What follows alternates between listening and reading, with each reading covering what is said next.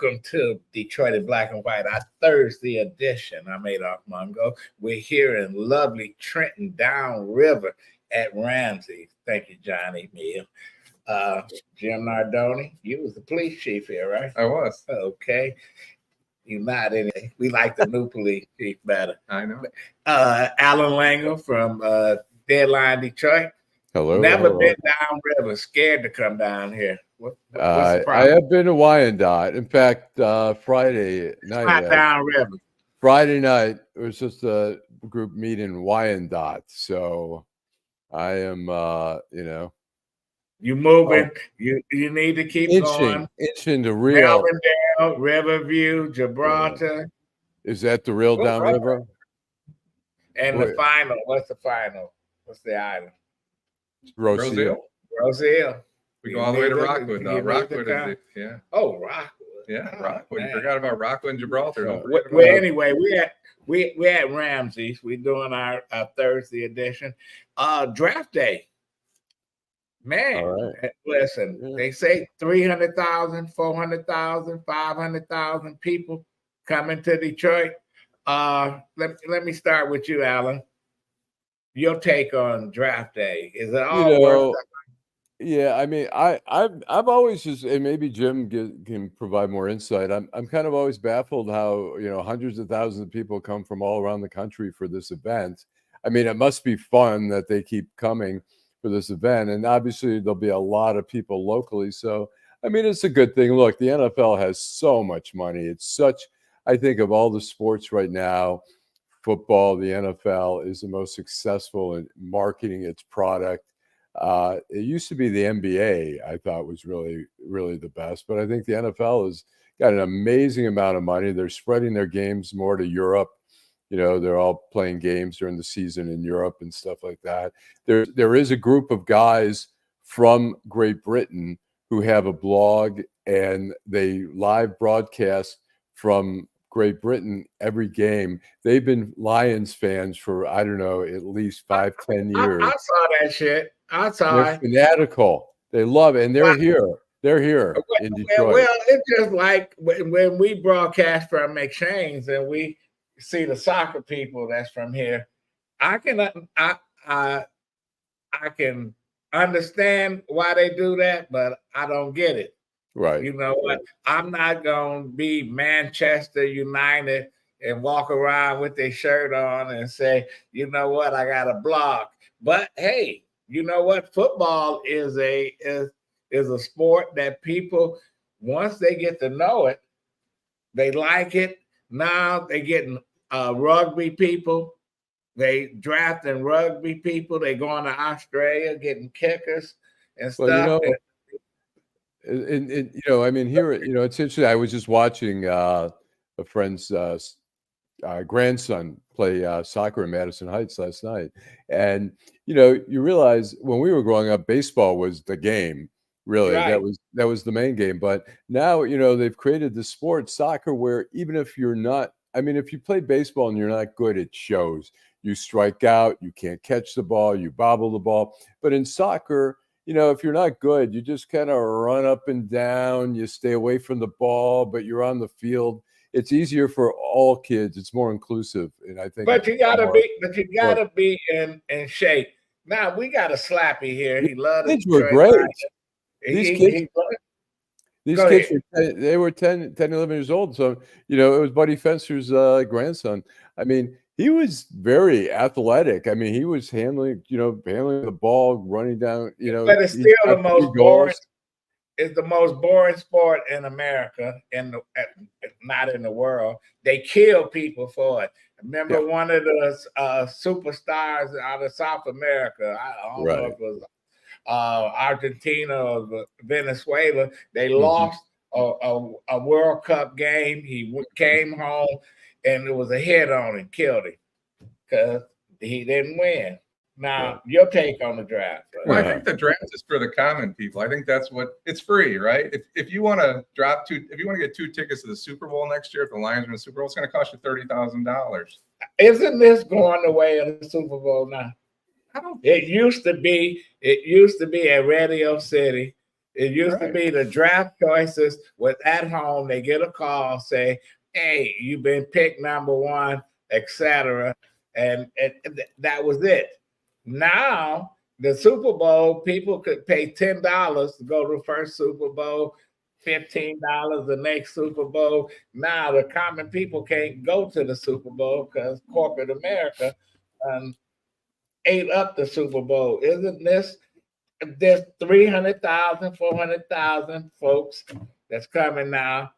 It's going to turn into corporate America. I don't think so. And the city's going to have to pay.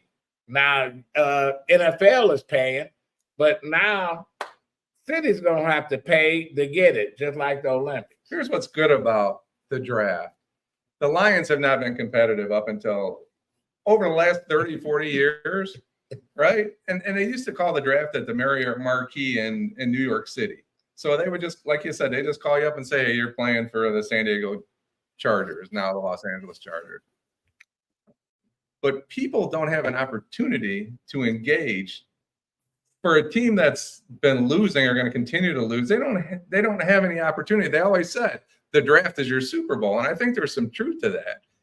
I think the Lions, by coming around and being better and competing, has made this a bigger event than it may have been without that. And you know what? The Lions have become, it scares me, but it's become America's team for some people. Sort of the working man's team, not like Dallas and whatever. But I fear that once a team becomes America's team, people start to hate on it after a while, like the Dallas Cowboys. I lived in DC. I went to a Redskin game back then against the Lions, and these two big dudes walked in with Dallas jerseys on, Cowboy jerseys, man, and they hate the Cowboys there, man. And within a half hour, those two guys had gotten in a fight in the stands, and they were escorted out. That shows you people stupid. It's tribal. It's so tribal. I lived in Colorado, and when the Lions was playing Denver one year, this is the 70s, Thanksgiving, I won a lot of money at work because Lions, for some reason at that time, they rose to the occasion and win the Thanksgiving Day games, and Denver was good, and it's like, but any other day, Lions stink, Lions terrible, Lions. So what are you seeing in Corktown, Alan? And what are you seeing in Midtown? Are you seeing a lot of activity? It's some activity in Corktown, but not the hundreds of thousands of people. It's probably all downtown. So, I see in Midtown on Woodward, there are people in Lions jerseys waiting for the queue line. And it's interesting, as I was walking by them, I saw these people in Lions merchandise, paraphernalia, whatever, and I said to myself, I don't own any Lions like hat or shirt, because I've been a Lions fan all my life, but I haven't been a proud Lion fan. And I'm finally getting to that point where I'm ready, I think, to buy a Lions hat, because I'm actually really loving the Lions. But I used to love the Pistons, but I probably watched a total of 10 minutes. Yes. You know what, Alan? You're gonna be one of those people on your deathbed at 90 or 95. I just hope the Lions win go to the Super Bowl. Please. They're not going. Hi, Karen. Close, but not a cigar. Thanks, you know Karen. what? Jim, probably last words were, I'm a Lion forever. I don't even care if they win the Super Bowl. I'm just glad They're not going. Glad they got rid of the guy that came from Georgia. They got the guy that came from California. But listen, he went and won a Super Bowl. Yeah, because the safety dropped them. Yeah, it don't matter what they That's Aaron dropped. Donald's Super Bowl. Yeah, That's Aaron Donald's Super Bowl. It doesn't matter. Let's see what happens now when Aaron Donald. But I'm glad that we got all these folks. And you know what? And I'll tell you, I've been a believer in the city. I've been here and came back here since the 80s, even in the worst times when there was nothing downtown, when they had the Grand Prix, and I'm glad to see it coming back downtown, and because they put it on Bill Out. That was the worst thing they could have done. And you know what? And company is coming, so they start cleaning up. I just hope they continue to clean up the city, because they have done a hell of a job to make folks think, oh, Detroit is back. And then when you get idiots like what's the guy from ESPN, Stephen A. Smith talking about, the Lions brought Detroit back. Fuck you, Mr. Smith. Detroit never went anywhere. But it is. You know I agree with you about that. I mean, it's really sort of a shame that we got to wait till we have guests over before we make our house nice, before we clean it up. Why shouldn't we be living? Don't we do that? We do that. Don't we do that? Don't we do that, Alan? Right. Guests are coming over, and don't then you wash your dishes if you invite somebody over? You clean up your place, and then you look around and you say, "Why don't I have this all the time? Why do I have to wait just for guests?" You know. But it is different from 2006. What the Super Bowl? The city. Well, the city's in a different spot. I enjoyed the Super Bowl in 2006. I thought the city did a hell of a job in 2006, even though all they did was throw some paint on some abandoned buildings, etc. They had some pop-ups, but the folks enjoyed the Super Bowl, even though, the only Lions that went to the Super Bowl had to buy tickets, and they still got to buy tickets, but we'll see how it turns out tonight. And we'll go from there. But Big Sean's going to be there tonight. Who the hell is Big Sean? Who is Big Sean? He's our Detroiter. He's a rapper. He's from Detroit. He went to Cass Tech. I don't care about the rappers. He went to Cass Tech. He's big. Okay. Big time. Okay. Yeah. I'm Big Sean. Hey, Big Sean. How you doing? Well, that we'll see how on Sunday. When we come back on Saturday, we'll see how it is at Corktown when we at McShane's and see the thousands of people or whatever, I think you're going to get some overload people coming out towards obviously Midtown. They're going to be they're encouraging people to park out in Midtown and ride the Q line down and the toy train. Yeah, but they need the toy train and they need the people moving. And one thing that it exposed in Detroit, that we have no transit system here. Mm-hmm. And if we did, we can get people all the way from Pontiac down, etc. I was downtown yesterday, never seen that much traffic. I came up from Southfield and people was leaving Detroit. It was like DC. You know how you get out of DC, New York Avenue, Allen? Yeah. What it take to get 30 miles into Maryland? How long do it take? About it depends if it's rush hour.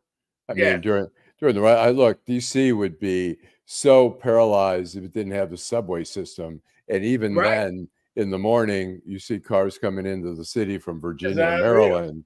It's a lot, and that's the thing here. 3 ways to get out of DC: Virginia, Maryland, and the other part going in Frederick. But anyway, let's take a break. We'll come back and we'll talk about the demonstrations at our college's campus. I tell you, remind me of Vietnam. 1968 all over. Yeah. Without Project Clean Slate, there is no telling where I would be right now. It gave him back his life, because once he got the felony, it seemed like life was over. Being unemployed, being depressed, being a burden. Project Clean Slate helped wipe those things away. I can't say thank you enough. I am now able to work for a reputable airline. Detroit had my back, all because I live in Detroit. The NFL Draft is coming to Detroit, and you can be there for free. Experience the ultimate NFL fan fest. Go to NFL.com/draft access. The NFL Draft, presented by Bud Light, April 25th through the 27th.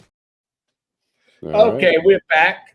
Adolph Mongo, Detroit in Black and White, Allan Lengel, co-founder of Deadline Detroit, Jim Nardone, a contributor here, former police chief of Trenton. We're here at Ramsey. Thank you, Johnny Neal.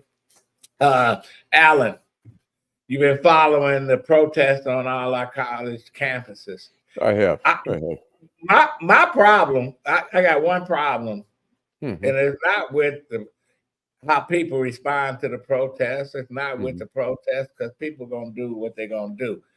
I think it's just been the right wing assholes on hijack the narrative.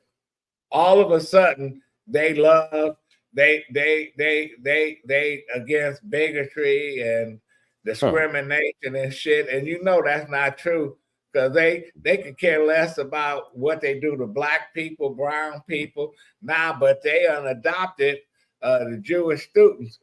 Listen, Jewish students been facing the same bullshit that I faced when I was at Ann Arbor. You know, nothing different, but the difference is now that you got folks that's saying, oh, it was okay to kill a couple thousand people, and they supposed to, you know, Israel's supposed to not respond. Yeah, I mean, it's interesting. Yeah, I have to tell you, growing up all my life, and really this is more some of it Trump and some of the anti-Semitism that spread around the country, not just really on the campus, but there is some of that going on there.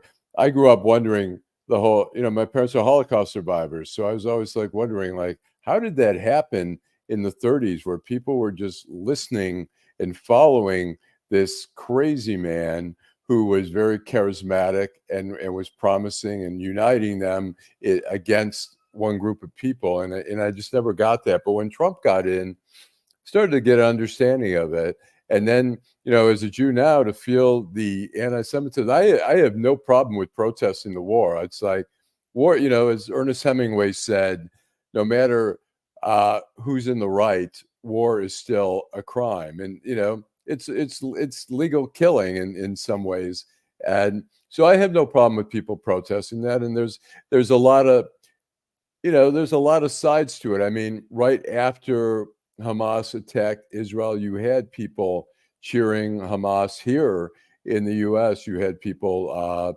and there are issues. I don't like the idea of Israel occupying the West Bank, but I also think there needs to be a peace agreement there where, you know, there's a sovereignty, but that sovereignty includes patrolling your own country like Egypt and Lebanon and all that. But now we're seeing it on campuses, and like I say, I'm 100% supportive of people protesting. But when you start, there have been some places where Jewish students have been attacked. But you gotta break it. But you gotta break it down, though. And I'm gonna tell you, I can get mad. Listen, you know, if I criticize Israel, that don't mean I hate all Jews. It's like when I was in college during the 70s, and we was protesting for the U.S. to get out of South Africa, don't invest there. Israel, the government at the time, supported the government of South Africa on a lot of fronts.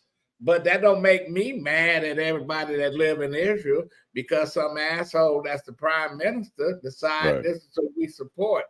I didn't get upset with all the Jews, because Moshe Dayan said, and I was in the military, that black folks in the military in the U.S., well, they really fucked up the military here because they can't think and all this other shit.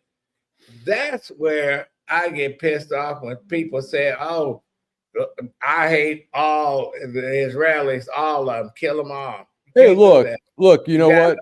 we No. see, we see Donald Trump here, and you guys know how I feel about him. It's like, I'm proud of being American.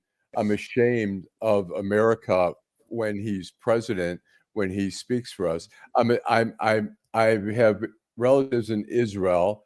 I was in Israel the last time at the end of 2022. I'm supportive of Israel. I have a lot of cousins there and stuff like that. I'm ashamed of Israel for having Netanyahu.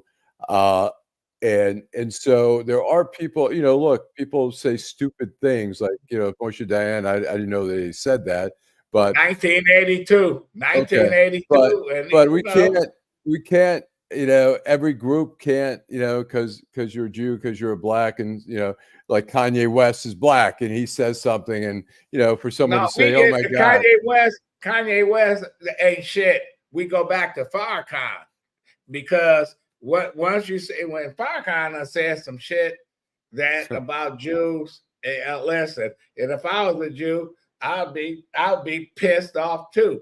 But then you got black folks that say, "Oh yeah, he did say that, but he does some great things." Right.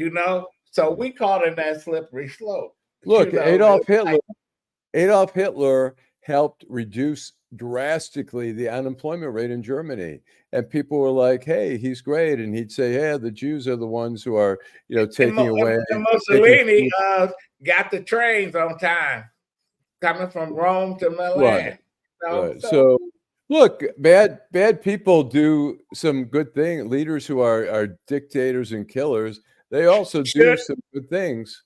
Should these students that's protesting, should they get kicked out of expelled from these colleges because they protest? And Jim, you know what, we grew up when they was protesting in Vietnam, people burning themselves up and doing all kind of crazy shit.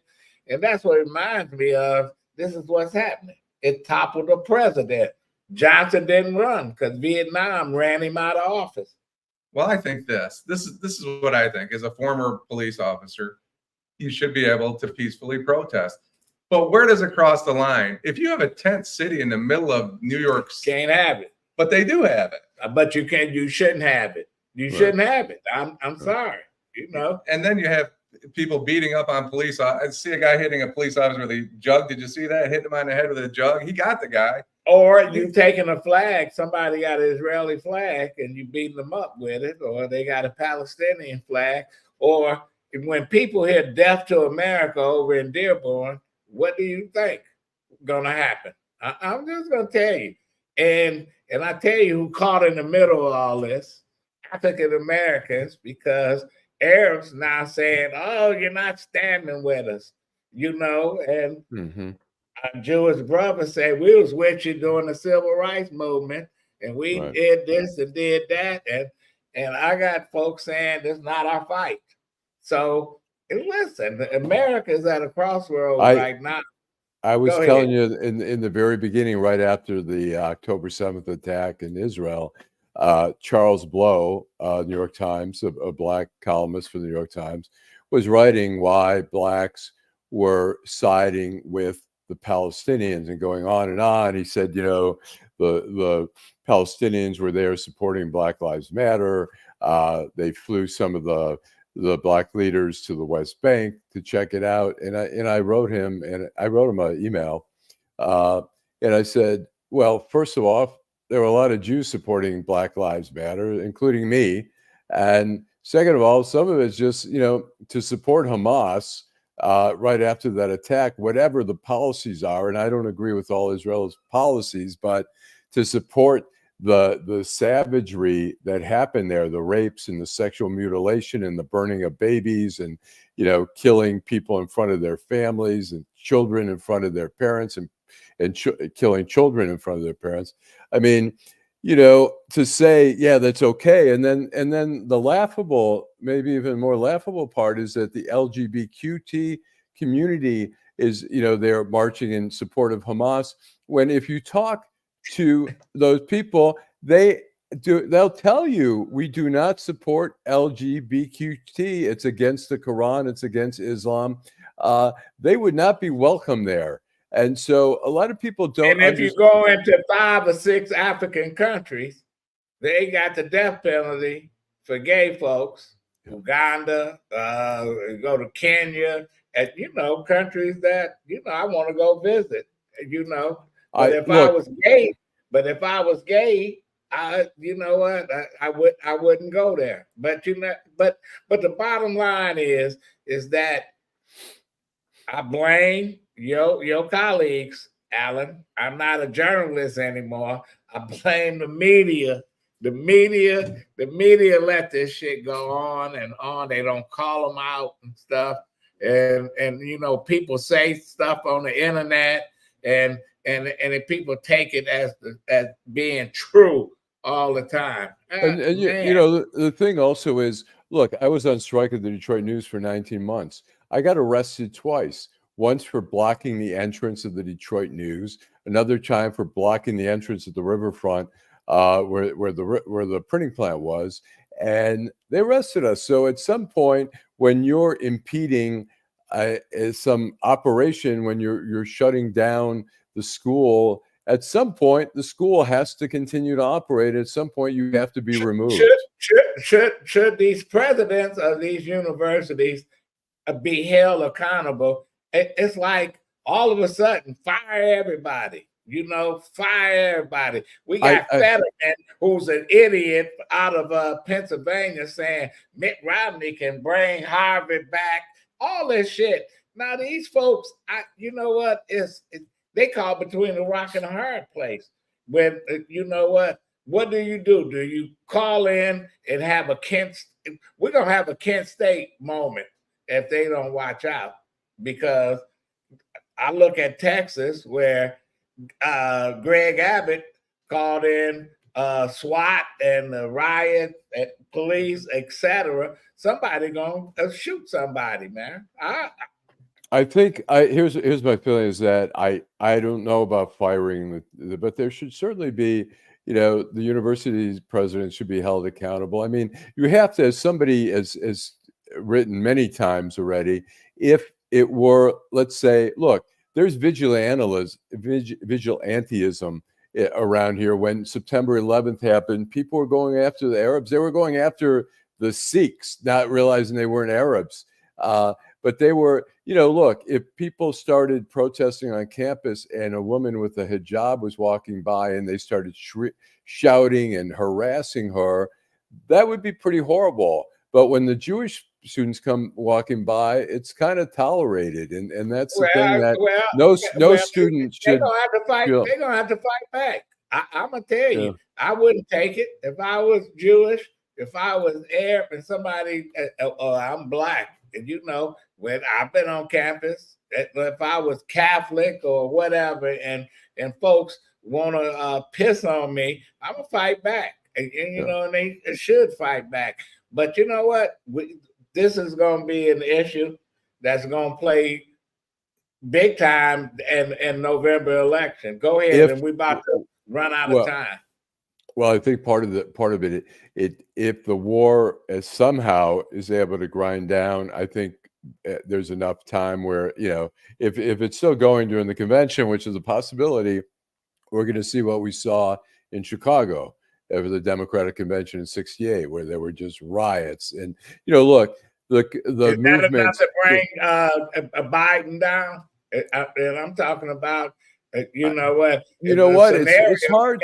You got Junior. You got Robert Kennedy Jr. sitting here. This is like '68 all over again, man. You got somebody worse than Nixon, Trump. So right. and you got Joe Biden, and you got Grandpa here. Grandpa is, is he up to the task?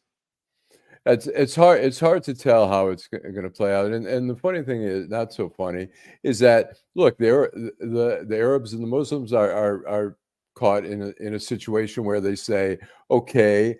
I mean, I talked to an imam out in Detroit at a mosque, and he was saying, I can't vote for Biden because he has genocide on his hand. He says, or do I vote for a guy who might have genocide? I might vote for the guy who might rather than the guy I know who did. And then he says, that's funny.